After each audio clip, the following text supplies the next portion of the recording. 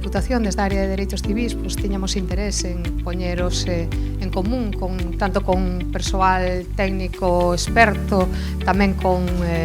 cargos políticos de outras administracións que están poñendo en marcha accións e medidas para atallar este grave problema da crise habitacional. Tiñamos tamén interés en que fora un foro aberto para que todos puderamos participar, facer as preguntas que consideráramos e tamén que as persoas afectadas e os colectivos afectados puderan estar en riba da mesa cos expertos para que entre todos podamos sacar propostas e quizás iniciativas que se podan tanto trasladar a nivel de política local como supramunicipal.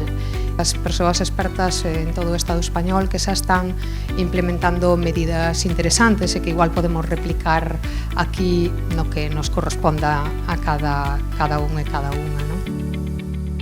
A nosa idea era un pouco facer estas jornadas para escoitar as propostas que había e escoitar tamén os colectivos e as demandas e ver se despois tamén podemos